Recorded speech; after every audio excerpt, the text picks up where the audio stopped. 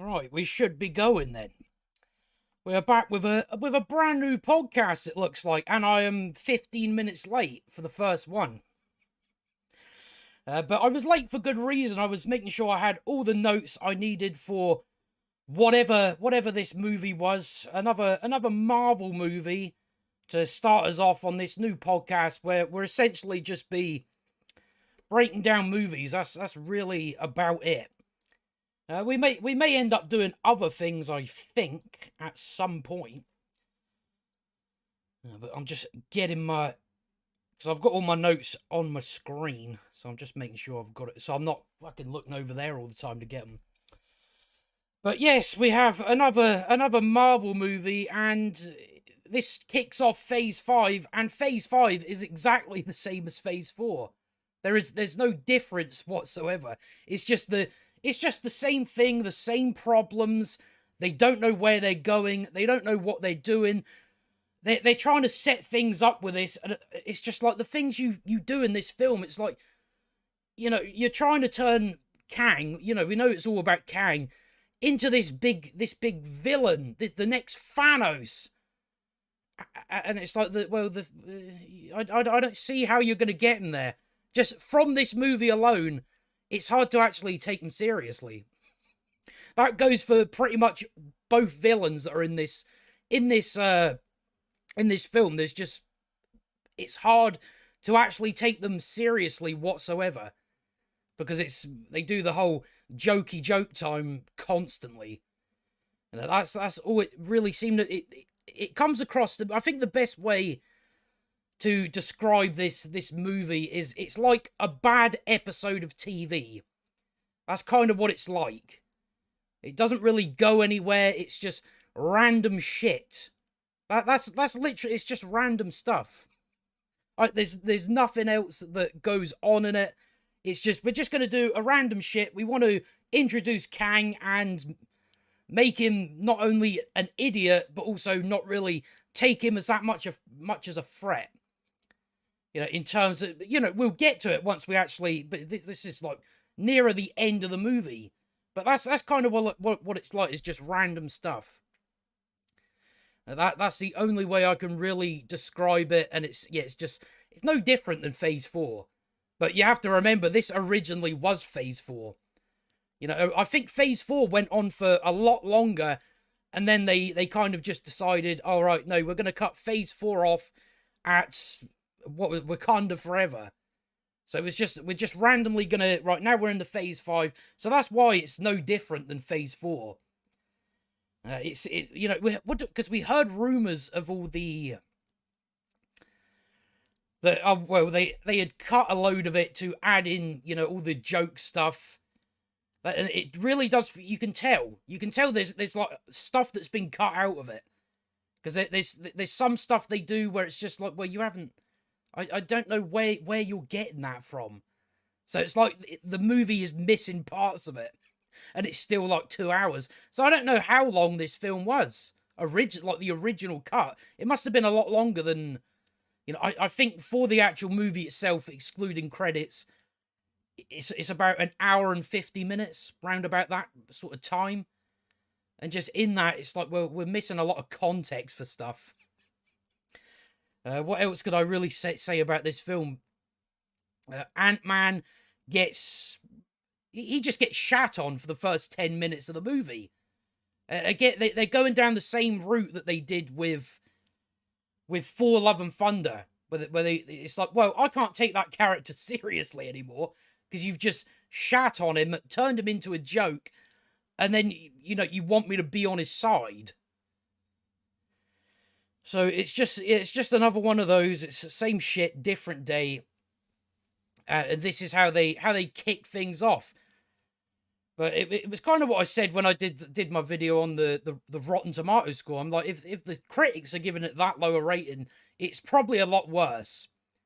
I don't think it's not as bad as Multiverse of Madness, but it's definitely it's near there. I'd probably give it like a 2 out of 10. That's probably whereabouts on the scale it is, just for random shit. We don't really have a story to tell. We just need to introduce Kang. in the worst way possible. It's gonna be hard to try and sell this guy as the next big Thanos level villain. I think the only good thing I have to say about the film is Jonathan Major's acting's really good. Unfortunately, the writing of the character isn't. It's just his acting. It was kind of like, oh, I wonder what good stuff he's been in. I might go and watch some good stuff that he's been in, because this is doing him no favors, really. It's like his performance is too good for Marvel sludge. But that's really all that's the only good thing about the film. Everybody else is just idiots.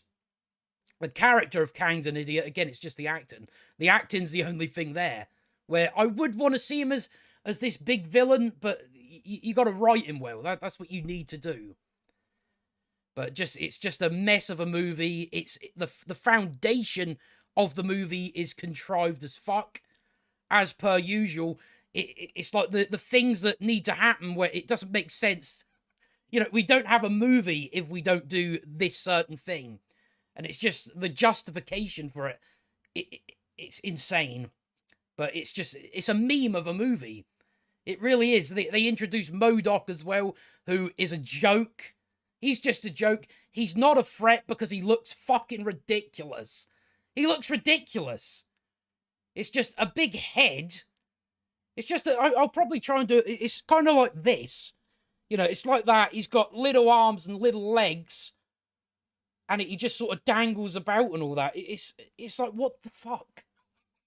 It's so ridiculous.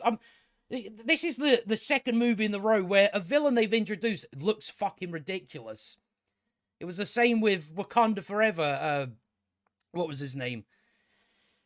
Namor. It's the same with him. He shows up with fucking wings on his ankles. It's like, that may work in a comic book, but in a movie, it really does look ridiculous.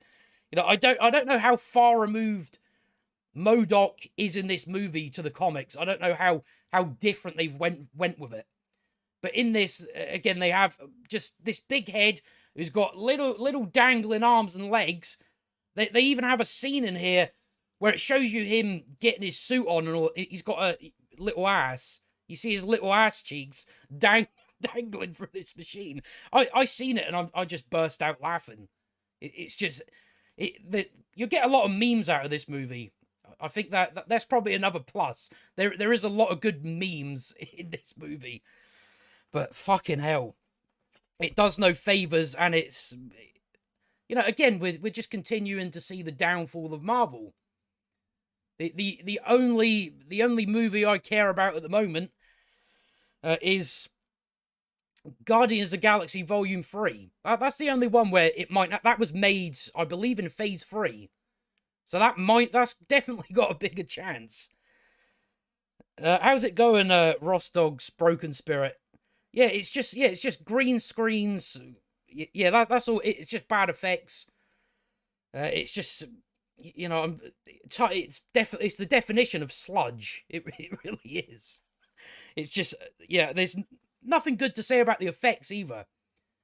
Because they introduced like all these different creatures because they're in the quantum realm, and it's just like someone's had a fucking mental breakdown, and they've just went, oh, this blobby thing. There's like a guy, because there's like quantum people, and one of them, you know, like the Pixar lamp, that's sort of its head. So they've just come up with stuff like that, but everything is just that. Everything's CGI. Nothing is real.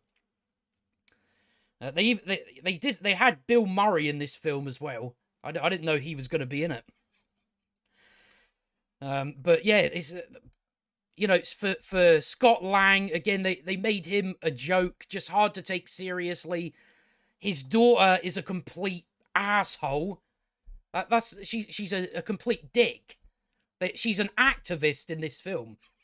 They make her an activist, and she goes to like, you know, not jail, but like the police station because she shrunk like a police car and all that. You know, that's more stuff we can talk about when we get into it. You've also got Janet, which is the, you know, I guess the original Wasp before her daughter.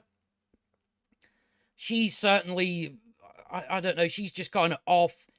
You know, she's worried that they're in the quantum realm, and then she's like having like the time of her life.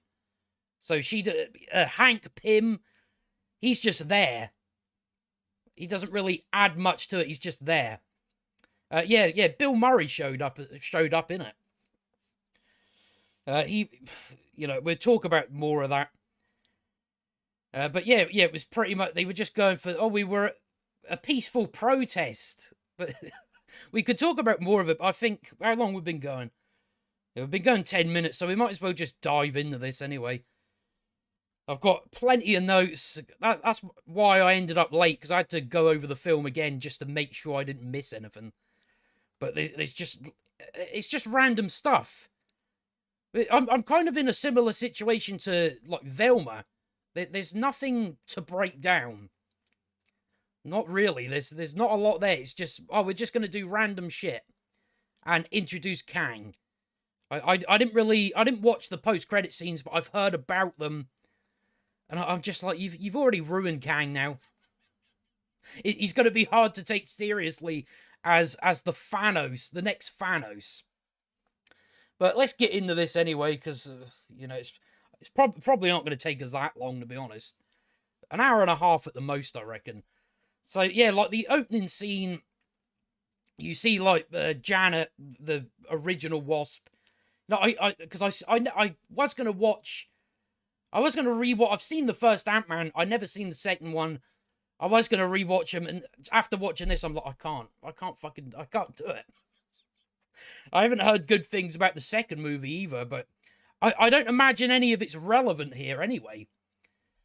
So, yeah, so you have her in the quantum realm showing, because she was there for like 30 years, and a ship like falls out of the sky right beside where she lives. You know, it's lucky that, because otherwise the movie wouldn't happen. It wouldn't happen the same way, at least. So it's Kang that his ship falls out of the sky right beside, out of the entire quantum realm. He lands right beside her. So she just has to go like a 10-minute walk and sees him there, and he like comes out of the ship saying, "Where am I?" So already you're kind of starting off on shit like that. But it does get worse, especially for the actual foundation of the film. Just for it's like, yeah, if it wasn't for this happening, there wouldn't be a movie. That's how they set things off. It's just not surprising anymore. So do we have anything else? No, but yeah, that took like 1 minute to just be like, oh, well, that's fucking contrived then. So that takes us into what Scott is up to. He's up to nothing. And his wife, or the Wasp rather, she's doing all these great things for the world, and he's just not doing anything. He's a joke, essentially. So it just has him like sort of narrating like an open monologue sort of thing. Like, how am I an Avenger? It doesn't make sense. My life has changed. Wherever I go, people ask me the same thing. People ask him to take pictures with their dogs. The people don't want to take pictures with him. They want their dogs to get in the picture with him. So they have him like that. And then Hope, the Wasp. You know, some of these names, I think you just have to say the Wasp, because I didn't even remember what her name was. So you just kind of have to go. But she's up to, like, she took back her father's company, and she's using it for global change. A lot of people say they want to save the world, but Hope actually does it. Reforestation, affordable housing, food production, she's not wasting a second, whereas Scott is apparently wasting his life. You know, at least that's how his family would want you. That's how the family sees him. They see him as a joke. They all gang up on him, just shit on him for 10 minutes. So by about 10 minutes of this film, I was just pissed off. I'm just like, you're doing the thing again. You're degrading your hero. You know, it's the same thing with Thor: Love and Thunder. It's just like they don't realize that, yeah, by turning your characters into this joke, people can no longer take them seriously. So you're kind of there you might as well just be laughing at them than actually, whether it's inspired by them or anything like that. But he's written a book. He's written a book about his life, which is Look Out for the Little Guy or something like that. So I don't think, I think that's pretty much all that is. He gets a coffee for free, and the guy tells him, your money's no good here.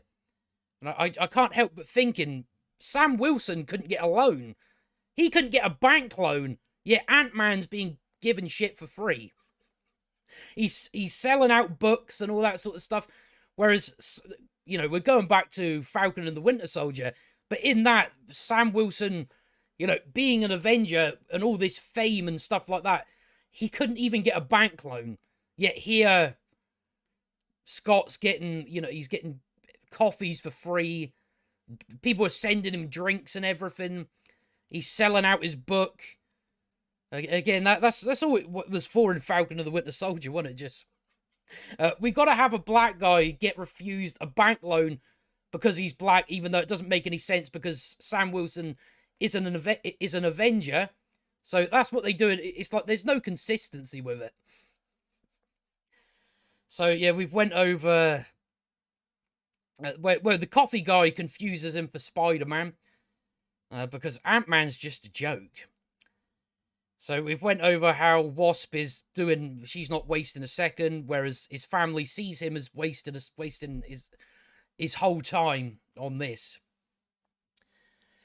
So that's what he's like at, one of the book reading things, and then he gets a phone call from the police to go and bail out Cassie, his daughter. So it turns out she's this big activist, of course. They had to go with that. So as you can imagine, she is annoying. Really, really annoying. She doesn't listen to what her dad tells her. Her dad isn't willing to be a fucking parent. I don't want to tell you what to do. It's like it's your daughter. She's been going out, pissing about with the police, pissing about with your technology. She's got her own suit and everything like that. She's been going out, so Scott's like, what have you lost it? What have you done this, that, or the other? But he doesn't really push far on it.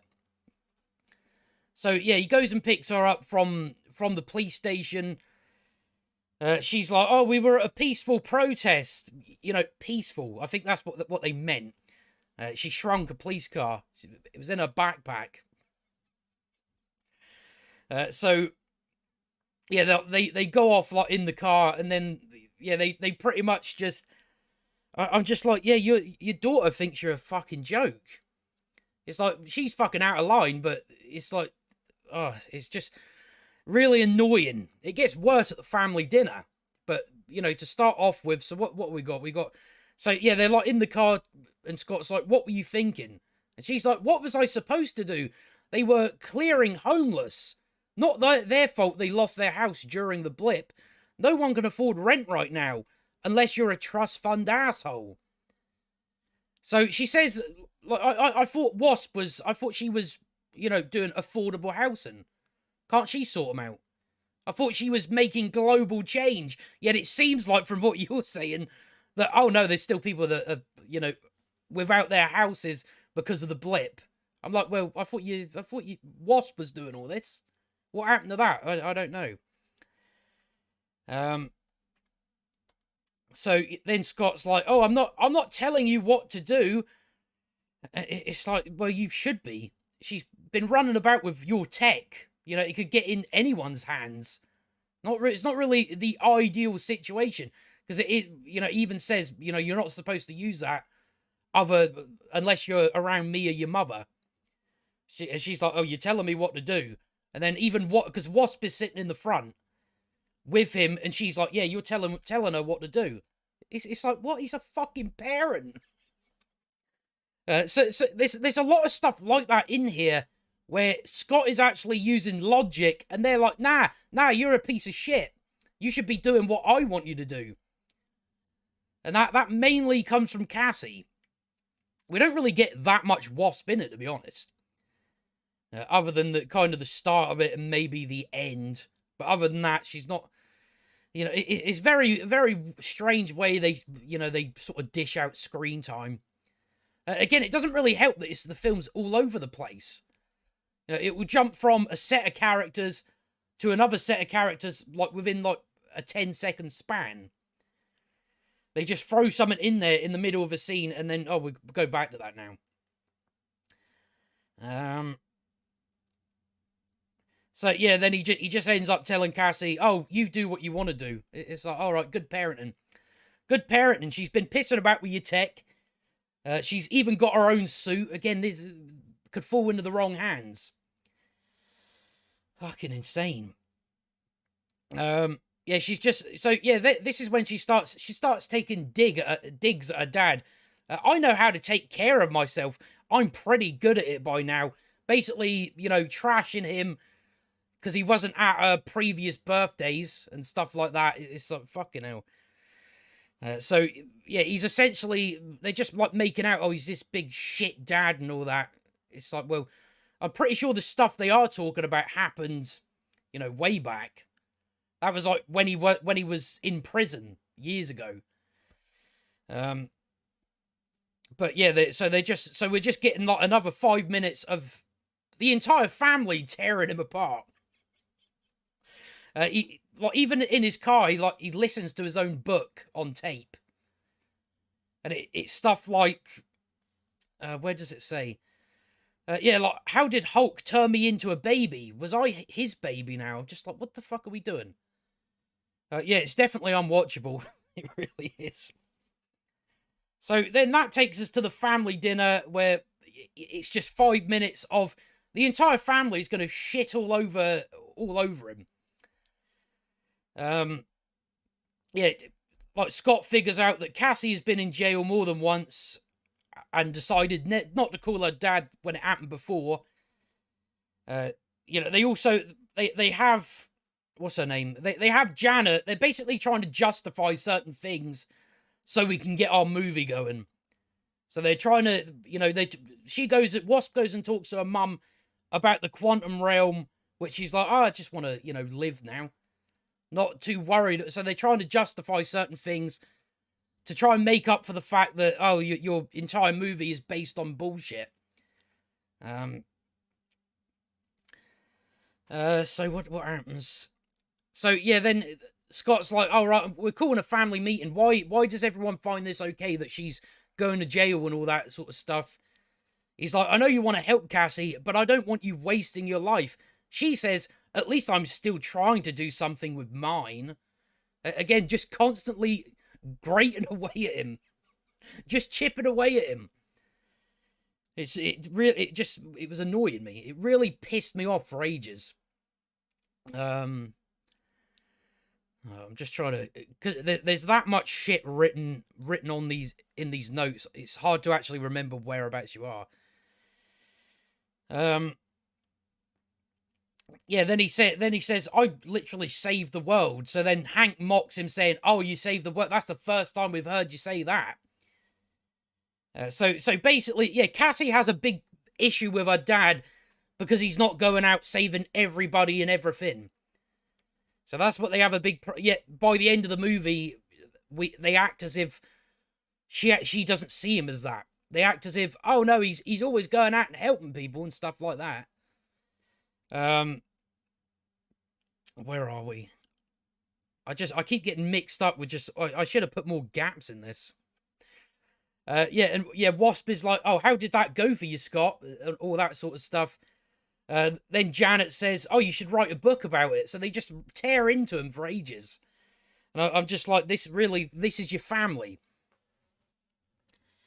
Yeah, apparently Kang's he's the next big bad. And it's just like, yeah, we'll talk about what beats him. It's, something beats him where it's like, oh, right, so we're supposed to, because I imagine where it's going. I think we're better off getting to it, because I'm going to start getting to it too far ahead of myself, because I've got lots of notes about that sort of stuff. But it will be funny once you find out what beat him. They've really fucked him up. So, yeah, Cassie mocks him saying, and what do you do now? Sign books? She's just like, people still need help. At least we're trying to do something that matters. So it turns out that that Scott's daughter and Hank and the Wasp have been secretly behind Scott's back working on a project. Stuff to do with the quantum realm. So this is when we kind of get into, all right, the foundation of this film is just a contrivance. It's just, oh, we've got to make the characters dumb, you see. So they won't ask someone a certain question, even though it makes sense to. And where we actually go within the movie, it's like, yeah, maybe you should have asked the person, you should have done that. And you wouldn't be in this situation. So, they go like in the back and there's like these ants that are building their own technology. I don't know how they do that. They're just somehow these technological advanced ants. It shows you them, they're going up in like a lift and all that. So, of course, they're there for a certain reason. The reason for, Kang at the end. That's what they're there for. So basically what we're doing is it's Riri Williams all over again, where, oh, I randomly decided to start building this machine out of nowhere, out of the blue. She's like, when you were gone those 5 years, I had a lot of spare time, so I read Hank's journals. So she read some journals and went, all right, I know everything about quantum science now. I can make something to be able to go to the quantum realm. So yeah, so that's what they do. It's just, oh, I read some journals. But yeah, that's all it takes to know what you're doing when it comes to the quantum realm. You don't actually, need to have something there. You would imagine it would take years and years to be able to get to that point. But she's like read a few journals. In 5 years, she's able to build a quantum realm machine. Or they have a certain name for it. So that's when we get Janet, who had been in the quantum realm for 30 years, saying, why didn't you ask me about the quantum realm? You would think if you were doing some sort of project, you would ask the person that knows about the quantum realm. That would just make sense. Their justification for not asking her is, oh, you were all awkward about it. So that would stop you from that would somehow stop you from going, oh, we're working on something to do with the quantum realm. You couldn't give us a bit of info, could you, that we could use for this? They didn't do that because, oh, she got all awkward about it. Yeah, but you're building a machine to do with the quantum realm. You're pissing about with the quantum realm. You would want the extra information if you have it. So you would just cut to the bullshit and go, right, listen, we're working on a project, the quantum realm. Can you please help us? Can you give us your insights? But they don't do that, because if we did do that, we wouldn't have a movie. So already 10 minutes in, that's how long it took. And it's just like, oh, we just fucking hell. That's all it came down to, is just, you were awkward about it. We couldn't possibly speak to you about it and stop what's going to happen from happening. So Wasp is like, I tried, Mum, you were awkward about it. So that's why they didn't think to ask the person, right? So she's like, the quantum realm is dangerous. We're not going. Cassie says, oh, well, we're not actually going. Until you obviously are. But, yeah, so I basically just wrote in my notes, oh no, it's fine. Brainiac Cassie built this and fucked it up. So Hank is like, it's like a satellite for deep space or the ocean, but for the quantum realm. We need a map to study and explore the entire quantum realm and never have to go. Right, you've got someone that lives with you, that knows about the quantum realm. And still you were like, nah, she was awkward about it. She was awkward about it. Oh, it's just it's just non-stop shit. As far as most, like, the sort of rest of the movie, it's just random shit, really. But whereabouts are we? So, yeah, so Hank is like, your daughter built a subatomic Hubble telescope in a basement within 5 years because she read a few journals and decided for some reason to just come up with something to do with the quantum realm. So it's pretty much just the same as Riri Williams, where in Wakanda Forever, just out of the blue, decided to build a... I always forget the word for it now. What do they call it? The stuff that Wakanda has, I don't know why I'm forgetting on...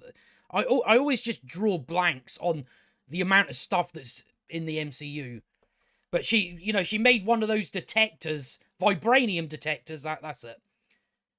Just out of the blue, so it's essentially the same thing. I just decided to build this machine.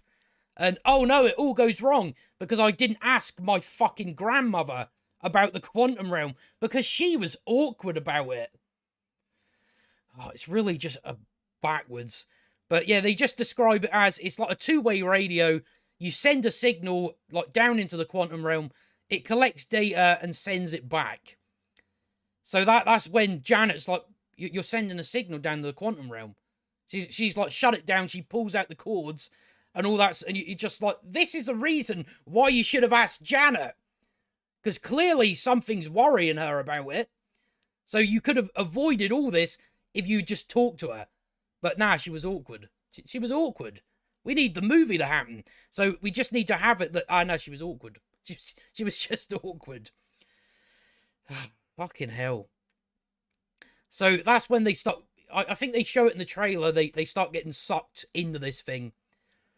It turns out that, the signal went to someone and they pulled them in. So they all get sucked down. You get all the ants that were right there. The advanced ants that somehow made their own technology. I don't know how they done it. They just did. So they all get sucked in. Wasp, she suits up and saves her mum and dad, and then you've got Scott that's trying to save Cassie, and rather than just putting his suit on, he takes ages to just put your suit on, because the suits are really annoying, especially the helmets. The amount of time the helmet is just always down. It's like there's a reason for a helmet. It's to protect your fucking head. Yeah, they're just like, no, when we've got all these people shooting guns at us, I'm not gonna have my helmet on. I'm gonna have it down. Because we've got to see the actors' faces, because we've somehow convinced ourselves that the only reason you can see or get how the actor's feeling is by seeing their face. Now, we all know that's bollocks. But that's what it just gets really annoying. Constantly, the helmet is coming down. No, keep it up. Keep it up. Anyone could fucking blast you in the head. And you're, no, I'm gonna take my helmet off. And it's the nanobot helmets. I'm tired of seeing them. It looks terrible. Like when it comes down, it doesn't look good. But they do that throughout the entire movie. Is just the helmet coming down constantly. It's like, keep the helmet on. Keep it on. It's there for a reason. But they're not... It's like, it's fine if they're not up to anything. But they do it in the midst of a big battle. Scott, puts his helmet up to punch a guy. And then he brings it down. It's like, no, there's still people around shooting guns. So that just... It really... That's... it really has become a pet peeve now. Where it's just... especially with the MCU, it's, keep taking your... You don't need to take your mask off, though. But they do that quite a lot. So they've now been sucked into the quantum realm. I think you see Scott and that, they fall out because they're in different locations. So you've got Scott and Cassie in one place, and then you've got the Wasp, a mother and dad, in another place. So in the place they are, there's these... there's a ship that comes flying over them, obviously trying to search for them. My guess is it's whatever dragged them in here. So they're looking for that. Again, a lot of this would have been avoidable if you just asked her about the quantum realm. But so at this point, she's, you know, she's all worried and stuff like that. Yet later on, it's like, no, it's all hunky-dory now. You know, it's all fine. So then you go back to Scott and Cassie. He's trying to relax her, saying, we're outside. It's like we're camping. She says, we've never been camping. And, like, the delivery of the line is fucking terrible. But it's like that same thing where, oh, we made a joke. We just said, we never been camping. That's a joke, apparently. So you get a lot of stuff like that. Again, with the MCU, at least in recent years, it's always, oh, we just make statements. It's like we're camping. Oh, we've never been camping. Audience laugh. I'm just like, what are we doing?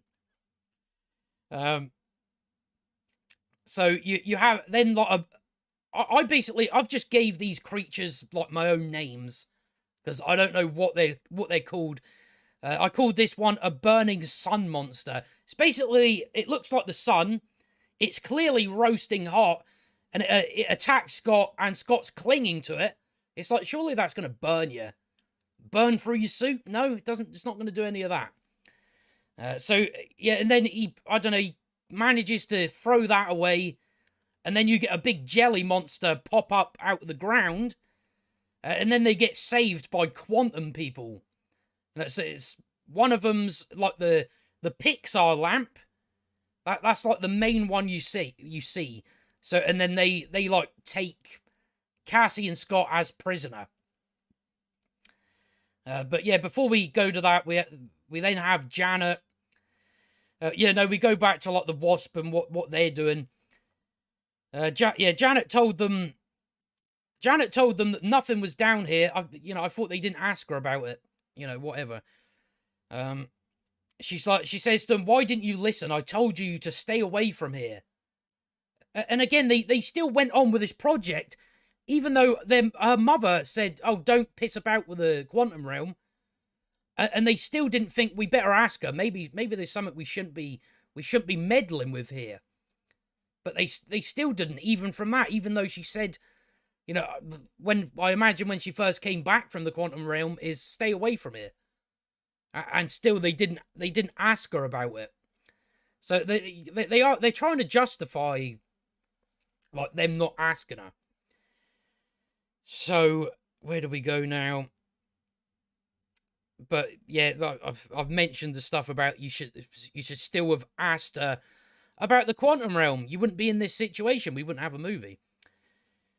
So yeah, you've got Hank saying, "I'm sorry, we should have told you what we were doing." It's like, yeah, that would have been logic at play. You would think for Hank Pym, this quantum scientist would come to that logical conclusion. So yeah, they're going to find Scott and Cassie. You find out bits and pieces about the quantum realm. Hank's like, I've been studying the quantum realm for years, and why didn't I see any of this? So apparently he wasn't able to see it because you weren't able to look deep enough, not through the void in Subatomica. Just words. It doesn't really explain anything. It's like, it's just, oh, Subatomica. Science words. Just things like that.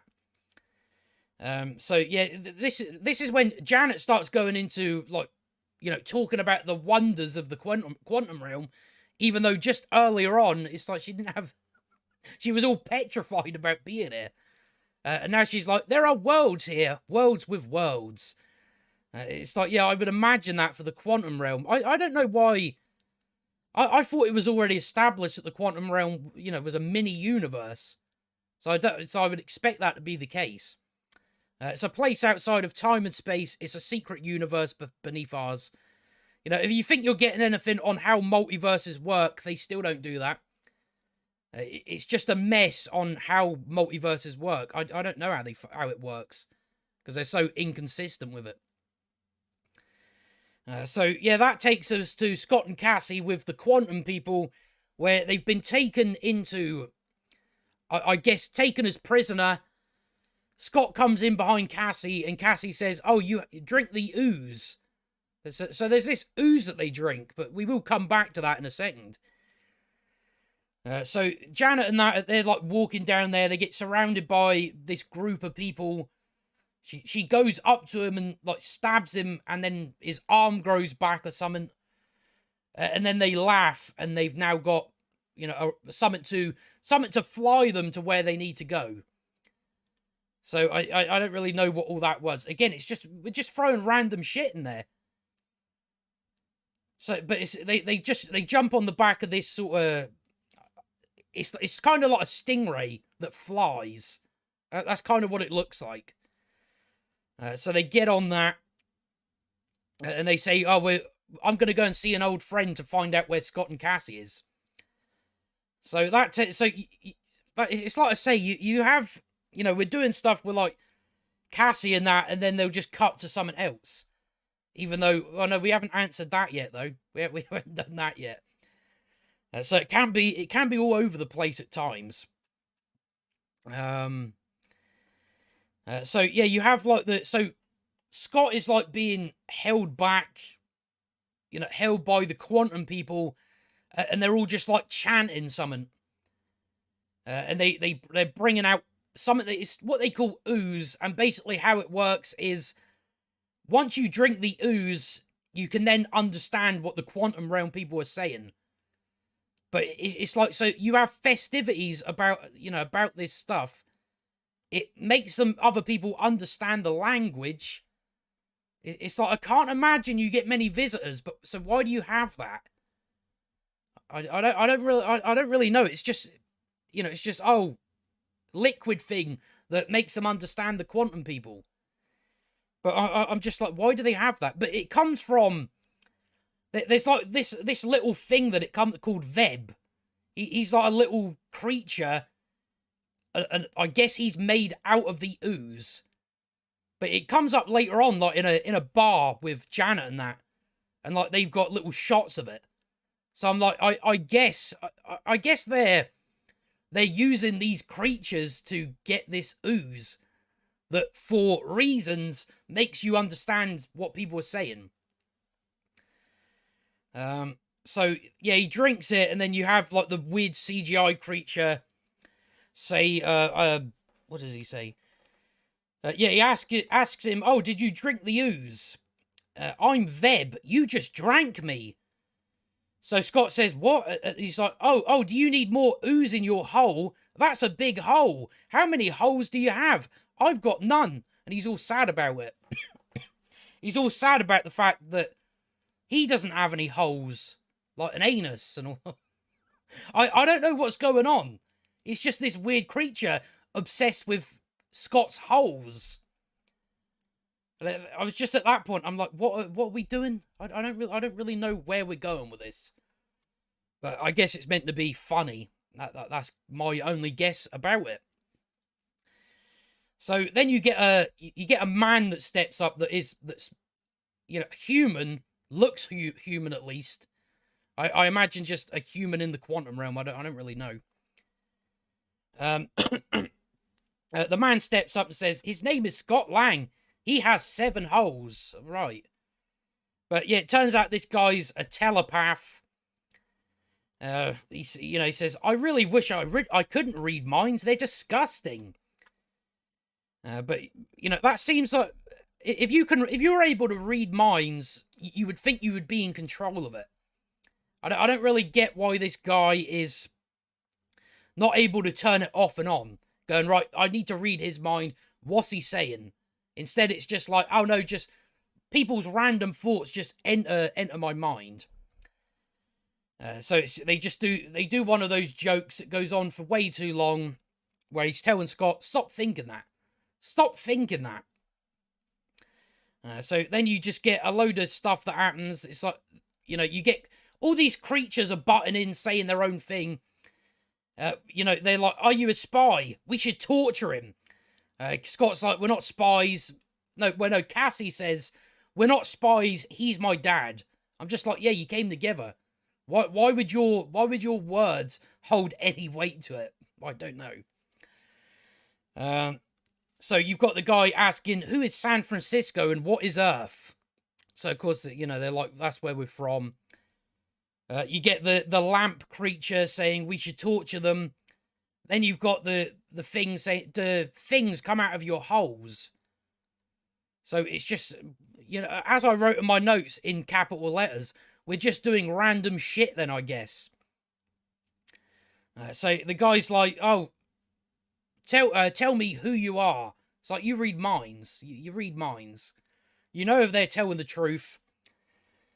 So that's what the guy concludes. He says they're telling the truth, and then an angry woman walks out and says, "It doesn't matter if they." It's like, well, it does. Considering what happens later, it does matter that you know what they're saying and stuff like that. You know what their situation is for certain reasons that come up in a bit. All right, so where are we now? I'm surprised we've been going 45 minutes. We're barely into this movie. I don't know why it's taking so long. I'm hoping it doesn't take that long because I haven't eaten all day and I'm fucking looking forward to my dinner. So yeah, she just says, "It doesn't matter. You come from above like him. So he is hunting you. He will burn the world to find you. The Conqueror." So they're, of course, talking about Kang. But after that, then we jump back to Janet and what they're up to. So yeah, they go into like this bar where she's gonna meet her friend, her old friend. I don't even know how, she just goes there.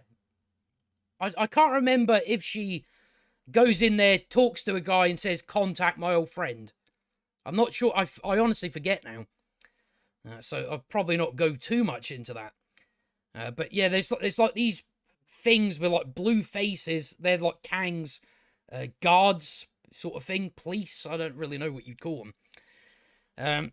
So Janet's like, "Oh, keep your heads down." And then they go to this door where she does this like sort of signal to the door to get it to open, and it's it's a bar inside. So that's when you now have Hank and Hope drink the ooze. They have it in like little shot glasses. So I'm just like, why do you have this? Why do you have this that is specifically made for understanding what the quantum people are saying?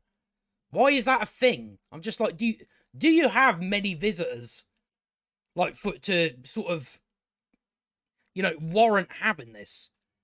I don't really know what its purpose is. It doesn't really come up after this. It doesn't come up again. It's just drink this so you can understand what they're saying, and that's about it. That's all we really do with it. You have again, it's just loads of weird. You've got a broccoli man, and he hits on Hope. So then they go and sit down. So the Wasp is like, "How do you know this guy?" And it turns out that Janet was a freedom fighter or terrorist, depending on how you look at it. So then that's when Bill Murray shows up, and I did write this in my notes because earlier, she was all worried about they were in the quantum realm. She's like, "Keep your heads down." She even says to a guy in the bar, "Keep my identity between us." And then Bill Murray shows up in this loud fucking ship with like loud music blaring out of it, and then announces Janet's name. I'm just like, I thought he's just come in and he's blown your cover. Now people know you're here. So yeah, he just comes in with all this loud noise going on, and then announces her name. I'm like, you were worried earlier, keep your heads down, keep my identity between us. I don't want people knowing I'm here. And then this guy comes in, announces your name. That didn't fucking work out, did it? Because I did write in my notes, because I was sort of I found it strange that for a freedom fighter, why would he want to raise suspicion? But it turns out that he's kind of switched sides, so that's the reason for that. But I found it hilarious that he just comes in and announces her name. Which you didn't want her name being spread about, right? Whatever.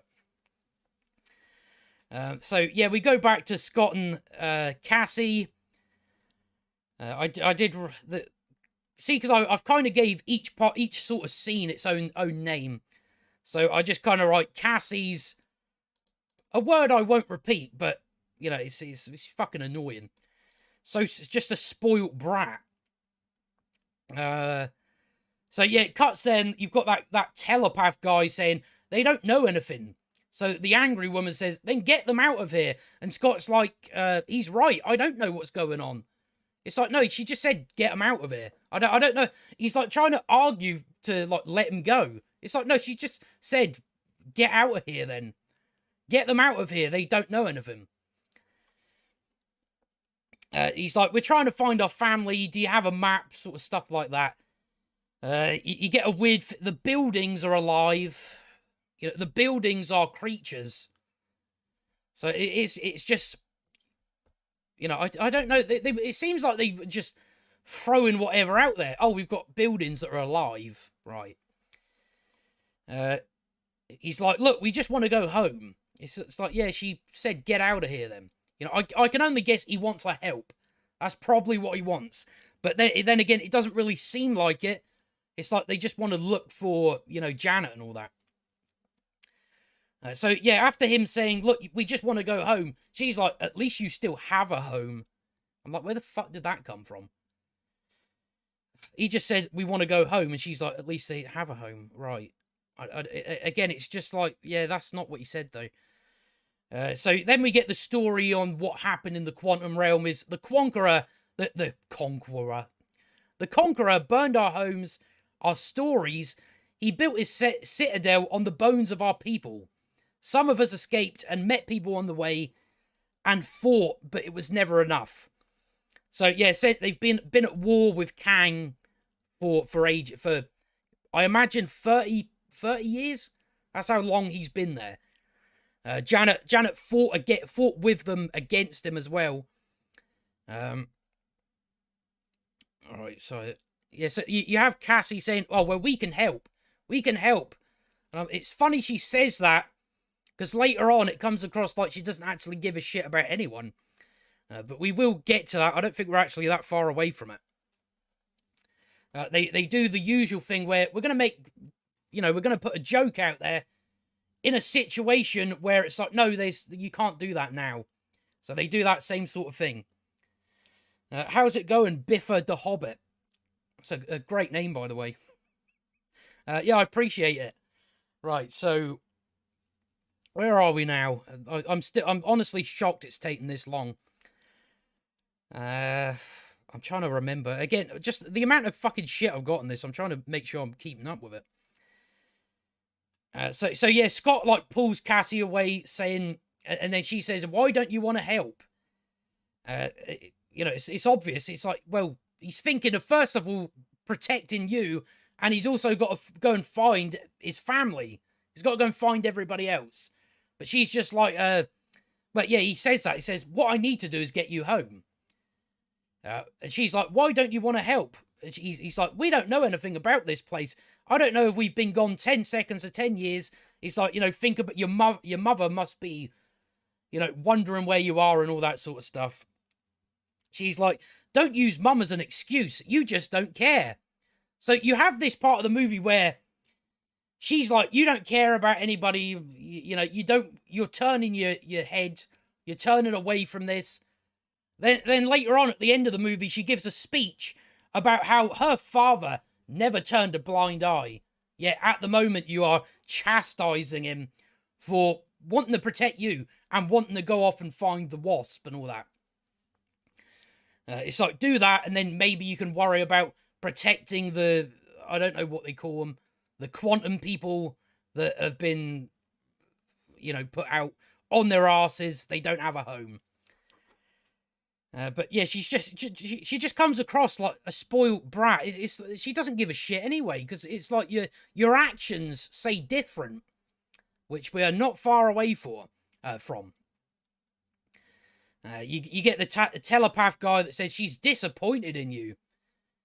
So then the angry woman overhears them mention Janet.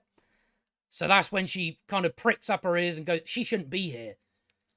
Now we cut away. We can't finish that. We can't finish that thought off. We then cut away to something else. And we're back to the bar with Bill Murray. Yeah, he's like, you left us here. Talking to Janet, he says, you left us here with him. So she didn't really consider that maybe her old friend would be pissed at her for just disappearing. and then leaving them with this, you know, homicidal maniac, I guess. And as it turns out, Bill, I don't even know what his character, what he's called. I just wrote down Bill Murray. I don't know what his name is in the film. Did it even come up? I don't know. You know, they slept together. Bill Murray and Janet in the 30 years that they were there. You know, they fought side by side against Kang, and he now works for Kang. He tells them that MODOK has been sent to kill Scott and Cassie. I'm looking forward to getting to MODOK because that's going to be fucking hilarious. And then like those blue people come in, like the guards, and then he's like, "No, we're talking." And then you know, eventually a fight breaks out. They keep bringing it. You know, the little devices that Ant-Man and that use that it makes things go big or small. Those just come up randomly. It's like, why would you have that? It happens constantly throughout the film, where they've just got these things, even though with the situations they're in, they shouldn't have that. But Hank somehow has one, which he throws at a squid. They're going to steal Bill Murray's ship, so he throws that as a distraction, and it makes this little squid thing turn into a giant squid. Basically to give them a bit of time to get to the ship. And I'm just like, where did you get that from? You didn't know you were getting sucked into the quantum realm. So where did you grab them from? I guess they just came in when you got sucked in, they came through it. I guess that happened, I don't know. But that comes up a lot, and it comes up in a situation where it's just fucking hell. Ant-Man 3's fucking shit. Right, so yeah, they go on the ship. Hank's gonna fly the ship, even though he's never flown this before. You know, he even says, "I don't know how to fly this thing." To which his wife says, "Oh, it's like flying a bike." It's like, yeah, he's never flown a bike. It's like this weird thing. I don't really know how. A lot of this stuff in this movie is hard to describe. It really is. But he sticks his hands in this sort of jelly stuff. It goes like right up here, and then those are like the controls. But it's like he's never flown this before. You can't just go, "Here, fly that with jet." I don't know what it is. I don't know what the fuck it is. So yeah, they just do that old chestnut. She hot wires it and all that sort of stuff. However that works. So yeah, she like admits, "Oh, I slept with that guy. He was charming." So it's just that sort of stuff. But then we go back to Scott and Cassie. The angry woman saying, "Get them away. If you're looking for Janet, he's looking for you."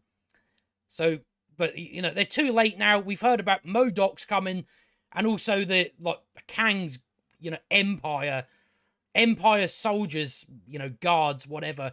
So they come down shooting and all that. So there's a big battle that breaks out. So you've got Scott running away. He's in his suit. He don't put his helmet up, even though there's lasers or whatever it is getting shot out of them. He's like, "No, I'll keep my helmet down." You know, it's like I mentioned, he puts his helmet up so he can go, he punches someone, and then he brings his helmet back down again. There's a reason for a helmet, and they don't utilize it. What makes it worse is Cassie, apparently, she has her suit as well, and the entire time they've been there, she hasn't thought to put it on. She hasn't thought to, you know, tap it, and it all comes up above her. She, like, waits till a big battle is going on. Well, you know, she does it, the battle has started, and she takes ages to actually put it on. It's like, put it on, it will protect you, you know? That's what it's for. But they just don't do it. Yeah, I don't know what I'm just calling her Angry Woman because I don't know what her name was. What was it? It started with a J. John Tez or something like that. She gets like caught by the soldiers. and like binded with whatever it was, like some, it was like the lasso of truth, except blue. It didn't make her tell the truth, but that's what it looked like. So her and Scott are, they're sitting down looking at this situation, and then Cassie disappears, and she's running like tiny, like she's now put a suit on, and then she runs up, jumps, and punches one of the guards to save the angry woman. And then this is when they have the part where what we're going to do. Right, people are being slaughtered and screaming in the background. So what we're going to do is we're going to have a bit of a jokey joke time about it, where Scott starts teaching her how to do his, when he goes small, and then I don't know, he goes small and then punches someone, then goes big. It's like some thing he does, some sort of, I guess thing that he does now and again. So he's now teaching her about this. He's like, it's momentum, jump, tap, one move, jump, tap. She's like, I know. So they're just having this sort of laugh while people are screaming and being slaughtered in the background. I'm so tired of everything doing that. When most of the shit, because I think the last show that did it was Willow. The Willow series did that as well. All their friends are fighting and they're having jokes and all that. It's like, it makes them come across like assholes. It doesn't do well for the characters that they're pissing about, having a laugh while people are being slaughtered in the background. But that's what they continue to do. But yeah, it's just, I just find that funny as well, because Cassie is like this activist that wants to help everybody. She wants to help these people, yet she's going to ignore them while they're, and have like a jokey joke time. I'm just like, yeah, that goes against everything you fucking said. It just makes you look like a twat now. So that's when MODOK shows up. I've been looking forward to this, because the first time I was howling at just how funny and ridiculous it was. But yeah, MODOK he's just a joke. He's hard to take seriously. When he first shows up, he is as well. It would have been better if they didn't show his face. That would have made it a lot better. But they do show it, and it turns out to be Darren. Does anybody remember Darren from Ant-Man 1? He was in the bee costume. He was like the antagonist of the first movie. So already it's like, you're calling this MODOK guy Darren. It's a floating head with little diddly arms and little legs called Darren. I'm just like, fucking hell. I was just watching it laughing. I'm just like, this is so embarrassing. It's just ridiculous. It's the same with Wakanda Forever. I thought Namor was ridiculous because of his little wings on his ankles. Some of this shit just looks ridiculous. With MODOK, I don't know how close he is to what he is in the comics. I imagine not close at all. So, yeah, because it flashes back to Ant-Man 1 and shows you what happened to Darren, who's now MODOK. Where it shows you him getting crushed by his suit, yet is alive. Somehow he's alive. Scott banished him to the quantum realm. So Scott's like, how are you not dead? It's like, because you would think someone would die when they get crushed. You would think that would happen. And MODOK just says, I became the ultimate weapon. Yeah, that doesn't answer the question, though. We're not going to get an answer on it anyway, because he probably should be dead. But he isn't. So then some of this stuff really made me laugh. I'm gonna have to wait till I can actually get a clip of it, because it's really funny. So because they're calling him Darren, and then all of a sudden MODOK is like, Darren is dead. There is only and like the way he does it is really funny, because his eyes are like sort of tearing up as well. I can't really do it any justice by just talking about it. You would have to have seen it, but it's a clip that, oh fucking hell. It just really made me laugh. But yeah, so that's what you've got. He also takes his helmet off constantly throughout the movie, and it doesn't go well for him. But yeah, it really it's so funny. It's not I imagine it's not intentionally to be funny, but it's just a floating face that's stretched out with fucking little arms and legs, and it looks fucking ridiculous. Oh, unbelievable. All right, so moving on from that, there's more stuff we get from MODOK soon enough. But I think I think we're about 40, a bit later than that, I think. I think we're about like 40 minutes into the film. I think it's round about that. Because we don't actually see Kang until like the hour mark. So yeah, we get like a little scene with Janet and the Wasp on the ship, where now Janet doesn't want to go and find Scott and Cassie. She wants to do something else first. It's like, no, just go and find your family and then worry about what you got to do. But it's like a complete U-turn for the fact that Janet was on about earlier. We need to find Scott and Cassie. We need to find Scott and Cassie. And now she's like, nah, we'll leave them last. It's like, no, go and get them first. You know, one of the guys, he's got a super-powered suit. That might help you out for whatever you want to do. So it's just, yeah, it's just like a quick 10-second thing that gets thrown in there.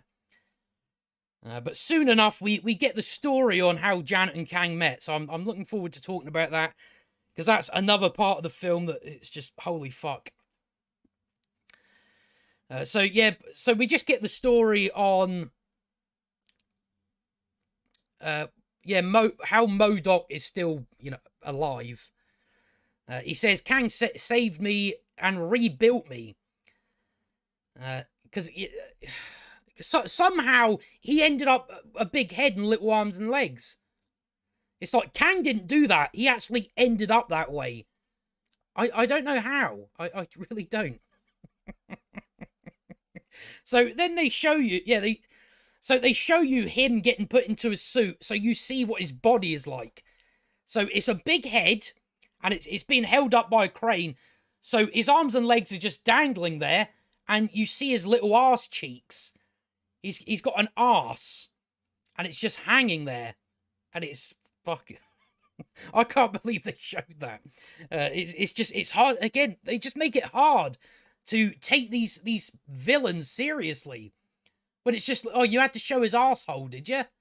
You had to show that him just dangling there like fucking hell, like a little baby with a big head. That's what it's like. So yeah, this is when they've now been taken. We don't see Kang yet, but they've been taken to one of his cells, and they're talking to MODOK.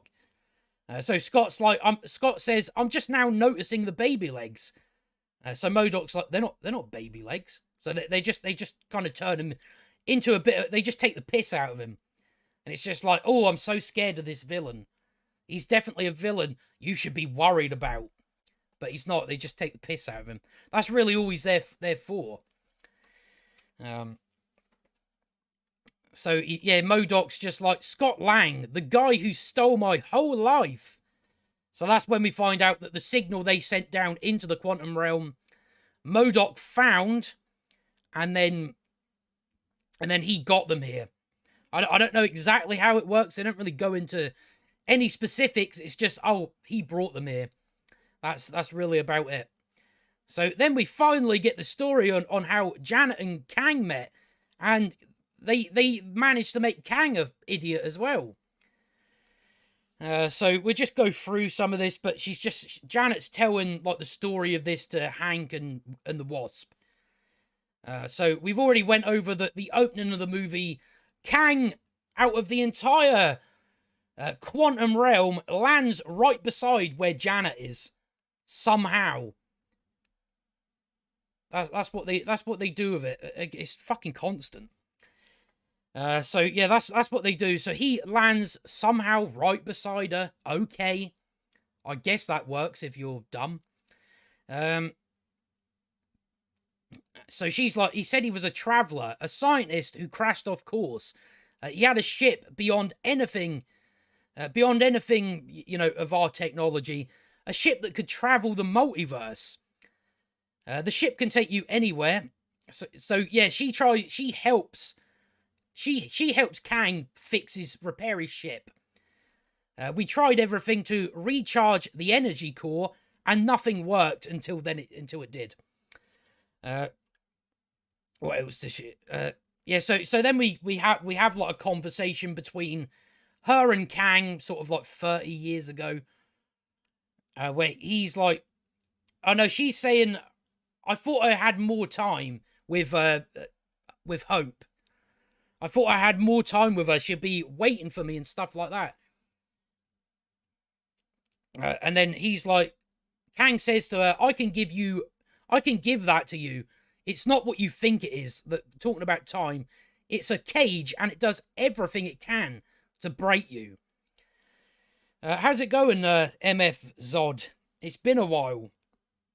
Yeah, you might as well stay checked out of fucking Marvel at the moment. So yeah, they managed to fix it. They fixed his energy core, which turned out to be a neurokinetic, like connected to his force. So this is how she finds out he's a badman, because his ship is connected to his mind, which he lets her touch, so then she can see him for what he really is. He didn't think to go, I'll put the core in, you stand over there, because you would think he would do that because she's helping him leave, and she may fuck this up. As she does, he ends up stuck in the quantum realm for 30 years because he thought, oh, it doesn't matter if she sees what's in my mind. So they've made him really stupid. There's a lot of decisions from him in this that are just backwards. So yeah, they've done that. She now knows who he is, that he's wiped out all these timelines and people because he didn't think to take control of his own ship. It's like he knew it was neurokinetic. He must have known that this would, like, she'd be able to figure out who he is and then not want to help him. You would think that. You would think that's what someone of his caliber would be able to do, but he doesn't. Because like most characters in Marvel now, they are stupid. They don't think things through. So it's the same as Multiverse of Madness with the memory store. It's like we need a character to find out information, or we need the audience to figure out, understand some information, and they just go, oh, they just stand on a little paddle and it shows you a memory. So it's the same here, where it's like you've had to make a character dumb in order for Janet to find out about this guy. It's like, there's a better way to do it that doesn't come across as just stupid. It's like all you have to have them do is have Kang and Janet talk, and maybe Kang is a bit suspicious. She's a bit suspicious of him. You do stuff like that. You don't just have, oh, well, his ship's connected to his mind. She touches it, and now she knows what he's done. Right. But yeah, you would think that Kang wouldn't let that happen, considering he's getting her to help him. He must know that if she figures out I'm this mass murderer, she won't want to help me. She might destroy my plans of getting out here. Of getting out of the quantum realm. So where do we go? Fuck, we talked long enough about that anyway, but yeah, we can move on now. But let me see. I'm just trying to make sure I'm keeping on track here. But we're not even at the 1 hour mark of this film yet. Fuck, I don't know what's taking so long. But yeah, you would think when she realized who he is, that Kang would lie. He would lie or something like that. But he doesn't do that. He just admits to it. That makes sense. Yeah, I would say that as well, MF Zod, that it's just exposition dumps all over the place. They don't spread it out. They just like dump it into one part. That's why it took me so long to get all my notes together. Because the amount of information you're being given is just fucking insane. Rather than, just spread it out a bit. So you gradually learn a bit more information. They just kind of have 2 points in the movie where they just dump everything on you. It's fucking harder to keep up. So yeah, she says to him, "Who is Kang?" He's like, "Who I need to be." So then we go to like present day Janet, and she says, "He didn't crash here. He was exiled out of time and space, the only place that could hold him. So essentially, so he couldn't hurt anyone." And I believe this is what are they called? The council. Is it the council? The Council of Kangs? So essentially, they exiled him into a place out of time and space, so he couldn't, take anybody out. You would, like, she even says, "Oh, they sabotaged his ship." No, they didn't. If you were able to fix his ship, then they didn't sabotage it, did they?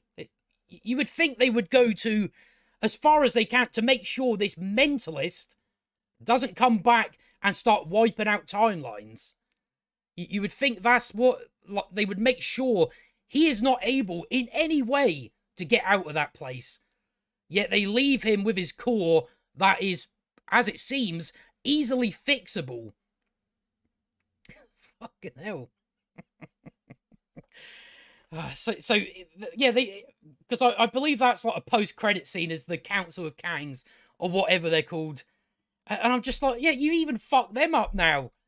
So when we get another version, it's like, oh, you're all dumb, aren't you? It's a fucking shit film. Where are we? I'm just trying to remember certain things. So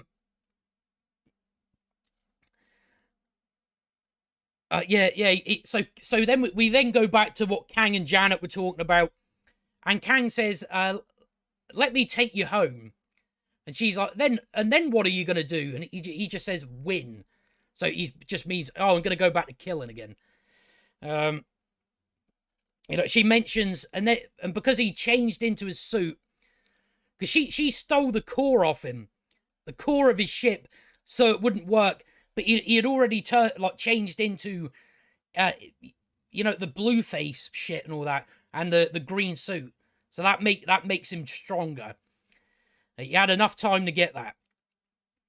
So he's trying to convince her to let us just continue. I'll get you home. Your timeline will be safe. I won't wipe it out.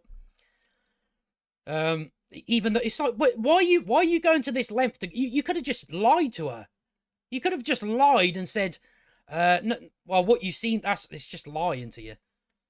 But now you're like desperately trying to convince her. It's like you could have saved yourself a lot of trouble. First of all, maybe don't let her touch the ship that has something that is connected to your mind, that then somehow lets her see it. Second of all, if she does do that, you lie. You do anything you can to make sure she keeps going along with this plan. But she doesn't. No. Oh, I'm knackered with this film. I didn't think we'd be here this long. I'm sweating out my tits as well. I haven't even got the heating on. I don't know why it's so hot. So, yeah, Kang's just like, I can make it so you never left her. She says, how many worlds will die? So, we went over that. You said, oh, yours will be fine.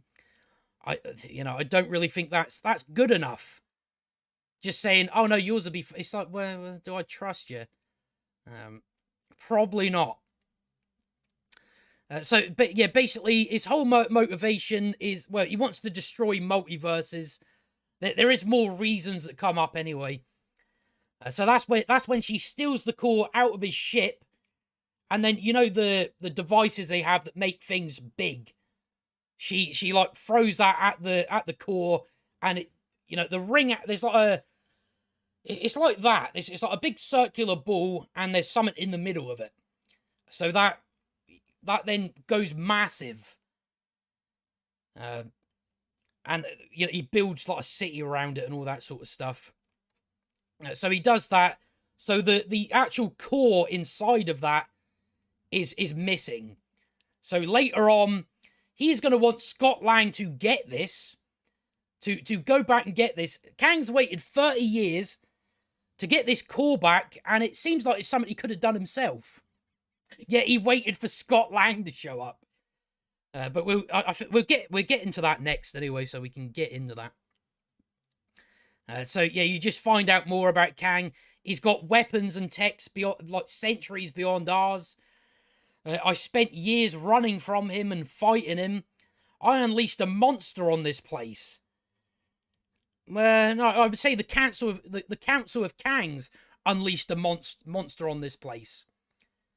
But it's probably better there than anywhere else, isn't it? At least there's no other universes he can affect then. So yeah, they're just like, he's after the core, and he needs Pym particles to reach it. I don't know, why does he? He doesn't need Pym particles. Well, yeah, maybe it's just Ant-Man's suit. I don't fucking know. You know, for all that exposition, they don't really explain much. There's a lot of just missing pieces. But we finally hit the 1 hour mark. So only about another 50 minutes of this movie to go. Oh, we're going to be here a while, I think. I did predict we'd go for about an hour and a half, but it's probably going to end up longer. But let's just dive into the next stuff. So, yeah, this is when Kang reveals himself, so we get a conversation between Kang and Scott. So he turns up and says, "You're an interesting man, Scott Lang." So Scott's like, "Oh, I've called the Avengers. You better stop this." Then Kang says to him, "Have I killed you before?" And I just, well, if you killed him before, he wouldn't be here, would he? So I don't know why he's saying that. You know, I can go, because he says, oh, they all, like, talking about the Avengers, they all blur together after a while. You're not the one with a hammer. It's like, does he look like he's got a fucking hammer? You know, I can understand the blur, you know, if he's killed, like, Avengers over and over and over. But I'm just like, why would you ask this guy in front of you, have I killed you before? Unless it's just, you know, a question to yourself. I don't really know. So then he's like, MODOK tells me you're a great thief. And so then MODOK comes in and says, yeah, he stole something from me. And then Kang goes all mental and pins MODOK up against the wall and says, don't speak when I'm in the room. So they're essentially trying to justify MODOK sort of changing from what he's doing at the moment by just, you know, having Kang do that. But again, it's like for what Kang needs Scott for, it's like, yeah, it doesn't matter if he's a thief or not. You don't need a thief for this because you're not stealing anything. So then he goes into, oh, Janet stole my core and you're the only one who can steal it back. It's like, he's not stealing it. He's not even stealing it. He's like, I don't live in a straight line, and with time, it's hard not to skip to the end. So if you want to stop what's coming, you got to do what I say. They exiled me. So basically, it's just they exiled me because I'm too evil. That's really all we get. He was just too far for the other Kangs. So then he has to, because Scott Lang's like, I'm not doing it. So then Kang tortures him. I guess Kang has something like the Force. He can, like, kind of, you know, do something that, like, sort of crushes your body. I don't know what you call it. So then Kang's like, I'll kill your daughter and make you rewatch it over and over if you don't do this. It's like, you should have just led with that. It would have been a lot quicker. He's like, I'm a man who likes to be understood. You're out of your league, Ant-Man. So Ant-Man's going to help him. So they then go sort of out these doors, and it's like he's got to dive down to go and get this thing, this core. And I'm just like, Kang could have got anybody to do it. Kang could have done it himself, yet he waited 30 years when all it took was go down there, pick something up, come back. That's all it was. That's all it was. And for some reason, Kang couldn't do that. He needed Scott Lang. So I don't really get that. I don't know why Kang couldn't got... MODOK could have done it. He flies. He could have went down and got it. But they didn't do that. They thought, no, this be fine. We'll wait for Scott Lang to show up in 30 years. And then we'll decide to make the attempt to go and get it. I won't just try myself. So, yeah, Scott goes down there. And then he like splits into two Scotts. And apparently, you know, well, before he goes into that, MODOK told him, the longer you're in there, the more your mind will come undone. So when he's down there, he splits into two, and it's you're looking at the possibility of you. You're in a probability storm. So then that turns into four Scots, and then that turns into millions of them. Just these other possibilities. I guess, yet they make the same choice. I don't know. So it's just every choice you could make existing at once. So then you like cut to the ship with Janet and the Wasp on it. The Wasp is like, oh, finally we've got a read on Scott, because that's where Janet wanted to go, is to go and get the core. And I'm just like, she was there for 30 years as well, and she never thought once, oh, maybe I'll try and get his core to ensure that he never leaves this place. In the entire 30 years that she was there. She's only just now deciding to do it. They've just waited so long to actually try and sort this thing out, haven't they? Right, so where are we now? So, you know, they do the spaghetti thing again. You know, like they did with Mr. Fantastic. They do that to one of the Ant-Men, but there's just like millions of them. What else do we have? I'm trying... This part is kind of quite quick. We're not far off certain statements where I'm just like, Jesus Christ, you said that.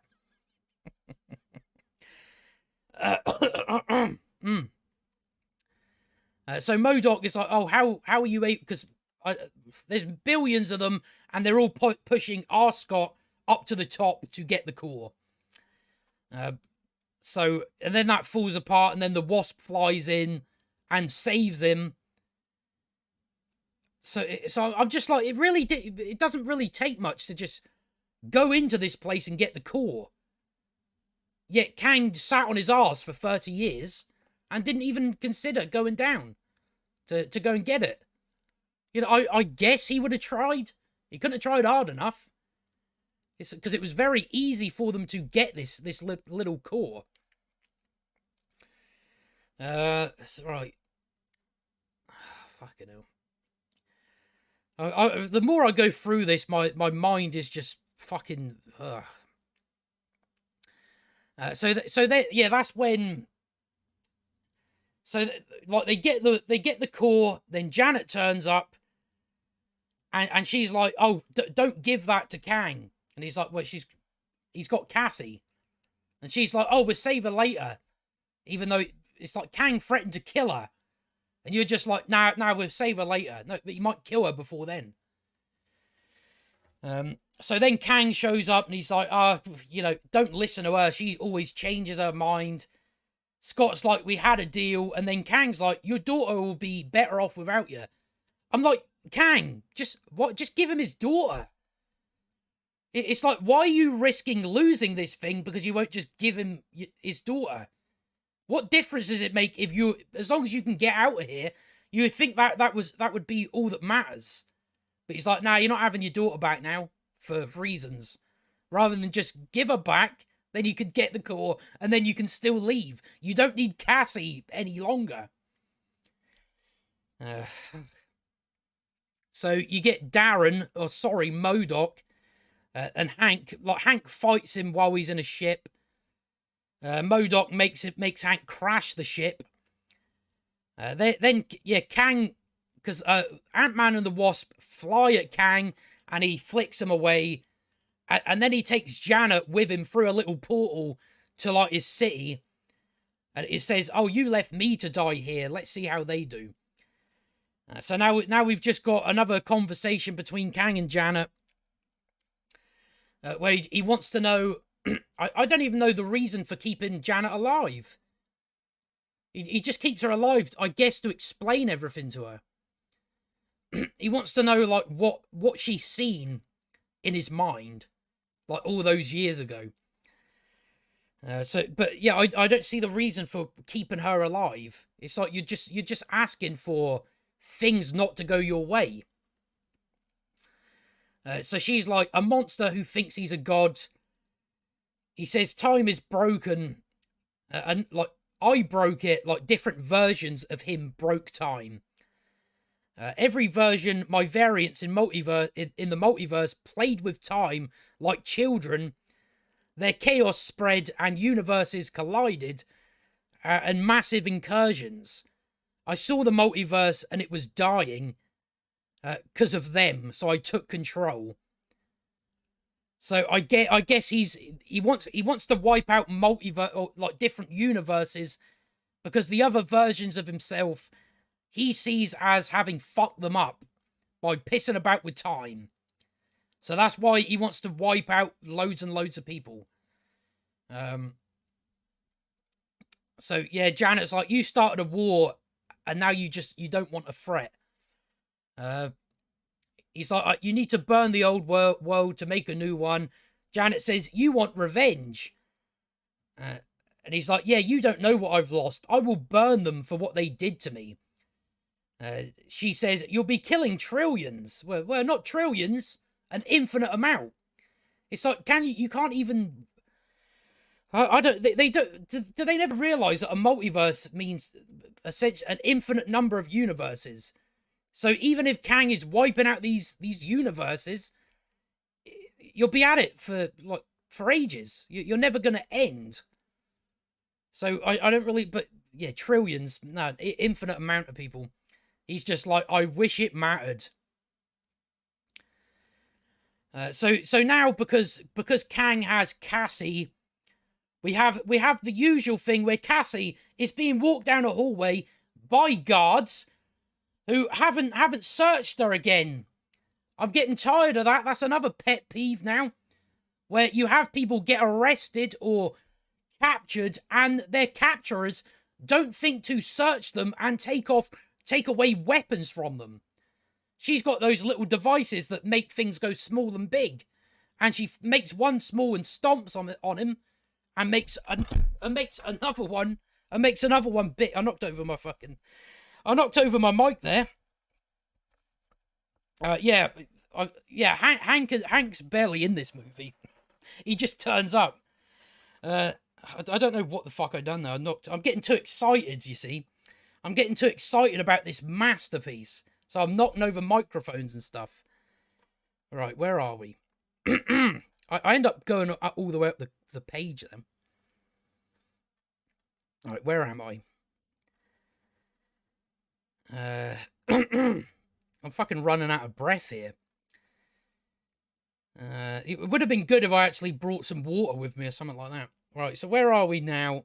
So yeah, she escapes the guards because they didn't search her. A thing that just shows up all the time. Just constantly. We have to have it so the guards are stupid. Which also, in turn, makes Kang stupid. Because now she's escaped them. Alright, let me see. So, yeah, then we skip to... Then we go back to Hank. Where he finds... Scott and Hope, and there's those ants that we talked about at the start of the movie. They show up, and they're now big. They're big, massive, huge ants that are somehow really, really, really intelligent. He said, what does he say about it? Yeah, he says, I've been picking up strange signals from when I got here, and it turns out it was the ants. They were reaching out. Apparently, so it's just apparently, we don't actually know, they passed through time dilation. They lived thousands of years in a single day, expanding their knowledge, science, and then they found me. Right, so thousands of years in a single day, right, whatever. they've already built something of a technocratic Class 2 civilization. You've probably heard about this, this being said in the movie.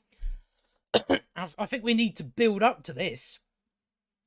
So then Hank says, I mean, I know socialism is a charged word, but we could really learn something from them. Ants. Learn from... ants operate within a hive mind. So I don't know what the fuck you're talking about, Hank. You must be delirious. So that's the line that everybody's been talking about. I know socialism is a charged word, but we could really learn something from them. Could we? Right, okay. Okay, I don't know why that's in the fucking film. But that's what he says. You know, because, well, this film's coming out in China, so maybe that's got something to do with it. Who knows? But yeah, that was something that was said. You know, whatever. Right, so yeah, then we go back to Cassie. She goes off to save the angry woman from earlier. Still don't remember her name. And right. Cassie doesn't have a plan or anything like that. That's always good. So yeah, she's trying to figure out, how do I open this cell that you're in? I don't know why Kang is keeping these people prisoners. I don't know. Oh, we need an army to go against him. That's why Kang keeps all these people alive. Yet he is a mass murderer. I don't know why he cares. So yeah, these guards show up, and then Cassie slams one guard's head into the panel, and it opens up the cell. We keep getting that same line where you have another character say about a character, damn, you're so cool. You're so amazing. In order to get the audience to like them. Stop doing that. Just stop doing it. It's fucking... You should be able to have characters stand on their own. So, they don't have a plan. So, the angry woman takes over, says... they need to get a message out to anyone who can still fight. And then they need to free the other freedom fighter prisoners. Again, I don't know why Kang is keeping these people prisoners. You would think for someone like him who's just killed countless people, he would just execute them. Why does he need prisoners? I really don't know why he keeps them. I can only guess that it's just on the basis of, well, we need freedom fighters to turn up to fight him at the end of the movie. So he just keeps loads of prisoners all locked up. So yeah, we go back to Kang. He's explaining to Janet what he's doing. I don't know why. I still don't know why she's alive. I don't know why he wants her alive. Yeah, he says, I built an empire and I'm taking it with me. So he shows his army and his city. You really should have let me out when you had the chance. It's like, why? You would have still done what you planned to do. That hasn't changed. So then he's gonna go up on the big screen. He goes up, you know, like the Wizard of Oz at the end, the big guy that hovers in the air. He does like that thing. He starts talking about history is not written, it's forged. I will take revenge against those who banished me. And then he gets cut off by Cassie, who interrupts his message with her own message. So she gives a speech basically to get the freedom fighters and like the other ones that aren't in the city to stand up against Kang. Most of them already were. Most of them were already... It's basically just trying to give them a bit of motivational speech, I guess. So then she's like, oh, we got to look out for the little guy. My dad taught me that. Because when people needed help, he didn't look the other way. And I'm just like, earlier, you were chastising him for looking the other way. And now you're like, oh, when people need help, he never looks the other way. It's like, no, he said he didn't want to help earlier on. So that's why part of me is like, are we missing something here? Or has a scene been put in that shouldn't have been there? Because I'm just like, you haven't You haven't done anything to earn this sort of payoff. You haven't done it. He wanted to turn his way. He wanted to turn the other way, and now you're like, oh no, he never turns a blind eye. It's like, no, he literally did in this movie. You had a go at him for it. So it's fucking weird. I don't know what they were going for that. So yeah, that's when Kang orders MODOK to go and find and kill Cassie. The angry woman frees everybody, and then MODOK goes after Cassie. And then Kang begins, like, he's now put his core back in his ship and he's ready for launch. Yet for some reason it takes ages. But yet later on, when Janet and that are gonna leave, they leave straight away. So I don't know what he's waiting for. He should just leave. He's got the core. Go, leave them down here. That's all you need to do. Yet you're hanging about for half an hour when you can instantly just leave, but he just stays. So yeah, we see some of the sort of MODOK chasing Cassie. Cassie doesn't have a helmet on, even though he's shooting bullets. MODOK keeps his helmet down as well, and then he later on gets punched in the fucking face and like knocked out and all that. It's like, keep your helmets on. They protect you. I don't know what we're doing with the helmet thing. It's just use your helmets. So then Scott makes himself big and then stomps into the city and's like, we had a deal, Kang. And then Kang sends like ships off to him to shoot at him. It's like, Kang, do it yourself. You're stronger.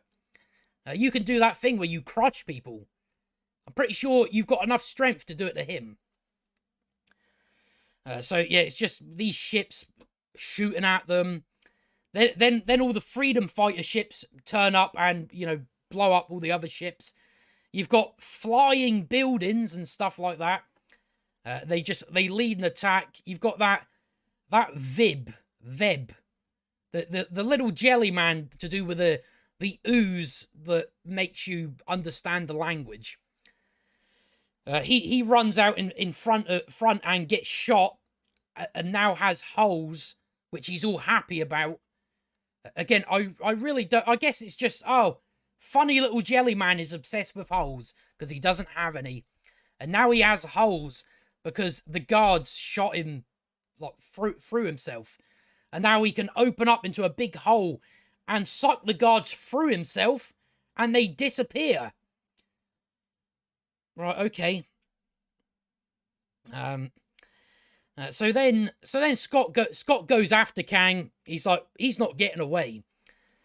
So yeah, he goes up to the little circular thing that's got all these rings and tries to break into it.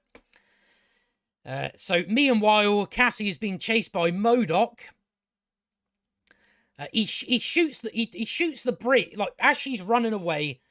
He shoots the bridge in front of her, and then instead, like, he's now stopped her in her tracks, and he could just continue to shoot her, but instead he brings out his little saw blades, his little pink saw blades. So as he's going towards her, she then turns around and goes giant and punches him because he kept his helmet off. But he could have just shot her. But instead he thought, no, when I do my killing, I need to have my blades. That's what weapon he went with. So yeah, you get funny stuff with MODOK. I imagine not intentionally. Although it's more it's funny for different reasons. So right, where were we? Right, you went over that. So yeah, Cassie's punched him. Cassie beats him. She goes to run off, and then MODOK shouts to her, "What, you think this is over? Let's go! Come on!" And it's this big head on the floor, with its arms and legs waving about. He can't get up. He's got no flight. So he's just like, oh, come on, let's go. All that sort of stuff. Oh, fuck it. What a villain. What a villain. But he's now... He's not going to be a villain anymore because of Cassie. Cassie says to him, Darren, stop trying to be whatever this is. He's like, I don't know what to be. Tell me what to be. And she just says, don't be a dick. And he's like, look at me, I'm a dick. Right. So they because MODOK in the end sacrifices himself. So they're trying to justify that. And all it took was, don't be a dick. And he's like, okay, I won't be a dick. And he now wants to help them. Okay. Right. So, yeah, Scott runs at the blue dome and tries to, and, yeah, shatters it. And, yeah, I'm just left with questions. It's like, Kang, why didn't you leave? Why are you still in the ship? Why are you still in the quantum realm? By the end of the movie, we already know that it shouldn't take that long to boot things up. Because when Janet and that do it later on, they open a portal up straight away. Straight away. And he's hung about for some reason. For some reason. Well, so we can get Ant-Man to stop him. Stop him from being able to leave. So, yeah, Janet's like, oh, it's over. And then Kang's like, it's never over. You still don't see it. You know, whatever he's talking about. So, Janet gets led away by guards and obviously has a fucking device again. These devices just, they pull them out their asshole. They really do. They just come out of nowhere. They've always got them. That's the only reason they're there, is just for, where we can't come up with a reasonable way or a logical way for someone to get away from these guards. So, they just have magical little devices in their pockets. All right. They didn't go for the search him again. So Kang now I guess he thinks he has no other way to leave. So what he does is he decides to go out and starts massacring everybody. With like big powerful blue lasers that, you know, are just like one-shot kills. And then you know those ants from earlier, the ants show up. No, the ants haven't shown up yet. I'm getting ahead of myself. They're about to show up. First of all, we have a fight between Ant-Man and the Wasp against him, and do nothing about. Well, Ant-Man goes big and then slams Kang against the wall. But yeah, it's not enough. So yeah, Kang breaks free. Ant-Man and the Wasp bring their helmets down again, because that's what you do when you're in a fight. So Kang's like, do you think this is new to me? Do you know how many rebellions I've put down? Worlds I've conquered? How many Avengers I've killed? And you think you can beat me? I am Kang. You talk to ants. And then he gets beaten by fucking ants. He gets beaten by ants. By ants. The next Thanos gets beaten by ants. He just gave that speech about, you ain't shit to me, Ant-Man. And then he gets beaten by ants. It's like, yeah, big ant, but he's Kang. He's Kang. I don't know why ants have beaten him, but they have. The ants, like, drag him away. So, yeah, like, the ants show up with Hank. Like, Kang powers up, he powers up like a force field around himself. The ants attack him, but they can't get in because of the force field. So then MODOK shows up, like, screaming, my name is Darren, and I am not a dick. And like, MODOK manages to break the force field, and then the ants run off with Kang. They drag him off, assume dead. He shows up later, but still, it's like, no, he just got beaten by ants. You just had him get beaten by ants. Oh, unbelievable. Right, so that's that part. So, yeah, so Darren, or MODOK, has sacrificed himself He's dying, and they're like standing around him, saying, like he says, "Oh, you were always a brother to me, Scott.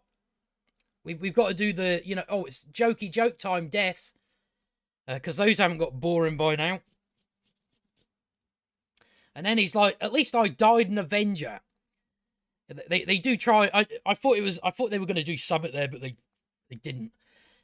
So yeah, Janet radios into them and says, "Come to the tower. We've got one chance to get back."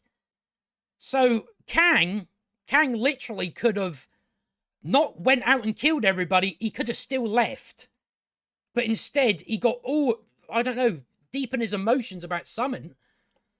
Went out and started slaughtering people when he could have still just left. He could have just left, yet he went outside to kill people. Nothing was broken. They didn't destroy the core. He didn't think to maybe check that first before I get angry and then just leave. No, he didn't do that. Yeah, he could have reinstalled the core. Nah, he didn't do that. So they open up a portal and then they go home. And as Scott is about to jump into it, Kang stops him. He comes out of nowhere, stops Scott from going through, and then Kang goes to try and jump through, and Scott stops him, and they just have like a big fight.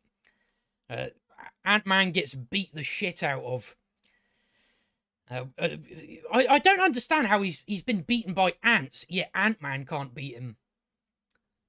I don't know how that's worked. So Kang says to him, "You should have looked the other way." To which Scott replies, "I've never been good at that."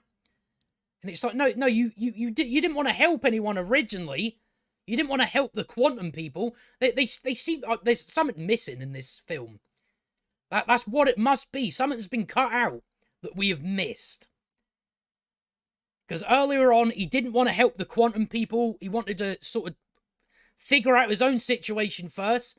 Cassie, had a go at him for not wanting to help. And now all of a sudden he's like, "I've never been good at that." No, you have. You didn't want to help originally. So I think there's something missing, or they've forgotten about something. I don't know what it is. So Scott's like, "I don't have to win. We both just have to lose." So he throws one of his device things at the core and breaks it again. Then Kang goes to jump through the portal, and Wasp comes in to save the day and blasts Kang away. Like, shoots him with her things. But it's just like, so you've been standing there waiting for Kang to attempt to jump through while Scott has been getting beaten to a pulp. And she's just been standing there waiting. So then they knock Kang into the core, and he gets like sucked into it. Then the portal closes on Ant-Man and the Wasp. So, like, obviously you think they're stuck in the quantum realm, but then Cassie reopens the portal because she read some of Hank's old journals. And that's sort of, they come through, and that's sort of the end of the movie, and then we get the sort of epilogue. Yeah, we get the sort of epilogue where it's Scott walking down the street, and he's just like, talking about, he's going to get a coffee. He's getting a cake for Cassie's birthday. And he's just kind of walking along like, "Oh, my life doesn't make sense. It doesn't make sense what I've done. It doesn't make sense that I'm an Avenger. It doesn't make sense that one minute you beat a time-traveling Kang. We did beat him, right?" And then it sort of goes like he's kind of wondering. He said something bad was coming and everybody would die if like Kang didn't leave. And he's kind of like, "What did I do?" So you would think they would maybe end on that, oh fuck, what's going to happen? But no, like he just goes, like Scott just goes, "Oh no, it's probably fine. It's probably they just make it a joke." Like we all know Kang's coming back at some point. So he's just like, "It's probably fine. Like I said, life doesn't make sense. So stop asking questions and overthinking things, Scott." I've got a funny feeling that's aimed at the audience. is stop asking questions and overthinking things. And that brings us to the end. Fucking done it. We've done it after almost, well, we're not far off 2 hours. But that is the movie. I'm surprised it took that long, really. But yeah, I don't know. And I think the post-credit scenes, I didn't actually watch what they were. I read what they were. I think the next, there was 2 of them. So the first post-credit scene was the Council of Kangs, who now want to take out the Avengers because they beat one of their own. So they now want to get rid of any competition or anything that could bring about their end. That's apparently the first part. The second part, or the second post-credit scene, is leading into Loki season 2. Apparently, they're watching a Kang in the 1900s, and Loki and Morbius are there. Morbius, that's his name, isn't it? So yeah, they're basically trying to get people to watch Loki season 2. I can only assume. They're doing the thing where they're just trying to, they're putting something at the end. Go and watch Loki season 2 now, please. We have to cut back on all our bullshit. So that's the entire film. What a ride! What a ride it really was. But yeah, I don't think I've really got much else to say about it. But it was just really just filled with random shit. It didn't really, it was empty. They didn't really have a story to tell. It was just the same old usual thing. But that's what you expect. That is what you expect. So it looks like Phase 5 is going to be more of Phase 4.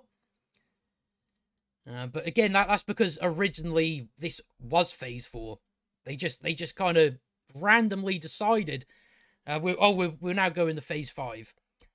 I think it was more because Phase 4 was failing so bad that they decided to come up with some sort of reason to make it seem like they're going a different direction or something like that. But yeah, I'll begrudgingly call it a movie. But yeah, that's what you expect for Marvel now. It's just the usual thing. But I suppose I'll finish off there because I've got to go and get something to eat. And I suppose my time with this movie isn't done quite yet, because now I'll be watching other people's coverage. But I'm just going to finish off there. But until next time, that's the Primal Breakdown #1, episode 1. I'm not sure when I'll be back. I'm probably not gonna like announce these. It will just be if a new film comes out, I may or may not cover it. At some point, I'm gonna try and get like guests and that on. That's what this fucking bottom part here on the screen is for, to get the old Discord in.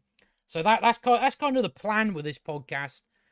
Is just eventually I want to get a couple done, sort of just to get into the routine of doing it, and then eventually I'm going to try and get people on and stuff like that.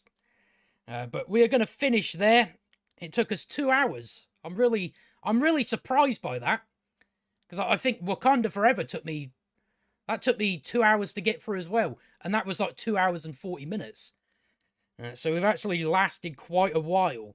But I'll be leaving this up on this chat on my main channel anyway. I'll just kind of have it in a playlist on the homepage. That's kind of what I was thinking about putting it on my other channel, but I thought, no, I'll just leave it here. I might as well. But yes, we will finish on that. We'll be back with another film at some point, but essentially we're going to have this like a couple of times a month. That's kind of what I'm going for. There's not that many movies I want to cover. There's plenty. There is plenty. But yes, let us finish off and let me stop, going on and on. But I'll see you on the next one.